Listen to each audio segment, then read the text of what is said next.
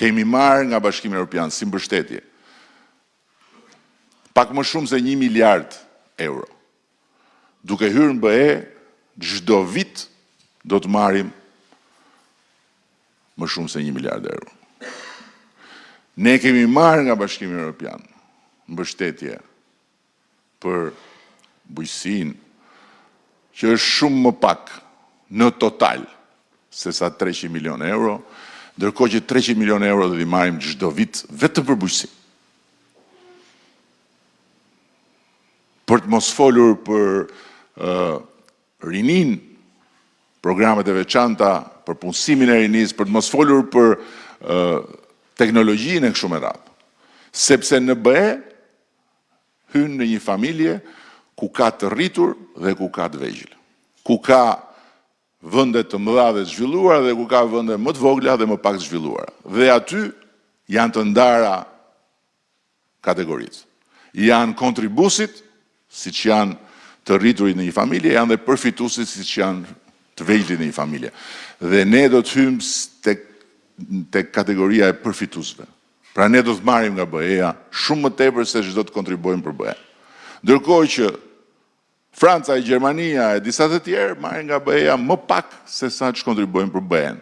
Dhe debati i tyre i brendshëm lidhet me këtë fakt. Por ama shumica dërmuese vazhdon të jetë e vendosur për të qëndruar në BE, sepse të mirat që burojnë nga të qenë në BE janë shumë më të mëdha se sa të mirat që do të mbeteshin duke dalë në BE, shikoni vetëm Britaninë e Madhe dhe i keni parë të gjitha.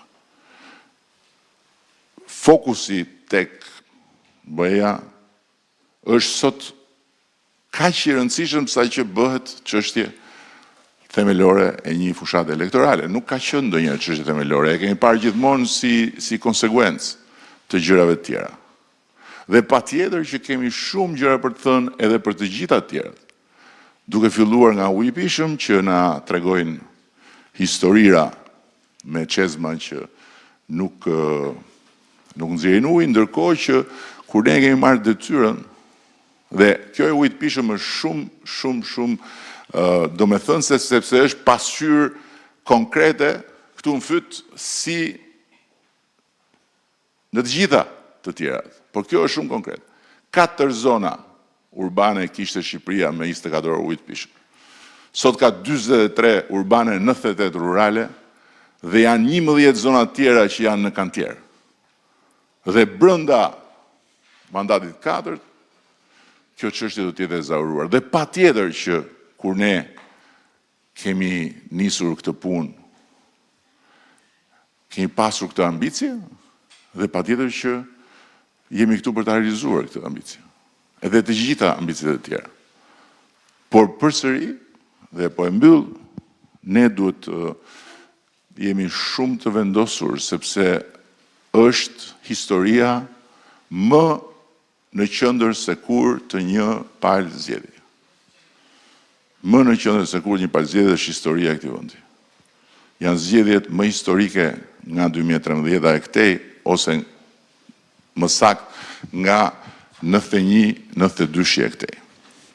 91-92 ishte për të konfirmuar një sistem tjetër, ndërsa këto zgjedhje janë për të konfirmuar që Shqipëria bëhet pjesë e një sistemi të ri ndërkombëtar. Për sa i përket pastaj të gjithë skuadrës tonë, unë jam shumë besim plot që kjo skuadër që kemi në rang vendi e pasqyron më së miri këtë vetdije dhe këtë moment. Nuk ka asnjëherë dot një skuadër perfekte, por ama besoj që është shumë e qartë për gjithë që Partia Socialiste ju ka dhënë gjithë mundësinë të deri edhe ballistëve ju kemi dhënë mundësinë që të shohin nga ne nëse nuk duan të vdesin në kënet. Kemi një ballist këtu, Alit Valterin, që kur na njohu nuk na u nda më. fillim e mori kështu si, fillim vinte afër nesh me nga inati atyre, po pak nga pak kuptoj që nuk është çështje inati ardhja me ne, po është diçka shumë më tepër se kaq. Kështu deri dhe ballistët e kanë mundësinë që t'i shmangen rënjes në Knet, ose që ata të rënë janë në Knet, po qëndrimit në Knet. Është shansi i tyre i fundit për të dalë nga Kneta, sepse në momentin kur do hym pastaj në BE, fjala ballë kombëtar do të jetë thjesht një epizod historik. Kështu që nuk është shaka Halit, kjo është e vërteta. Kështu që shko tani dhe thuaj atyre të tuve që hajdeni këtu se mbetet përfundimisht në Knet. Dhe me këtë hudhër në fund për të mos marrë mësysh, po e mbyll, se hudhër më të mirë në një shtëpi politike se sa të kesh një ballist në fasad nuk ka. Shumë faleminderit.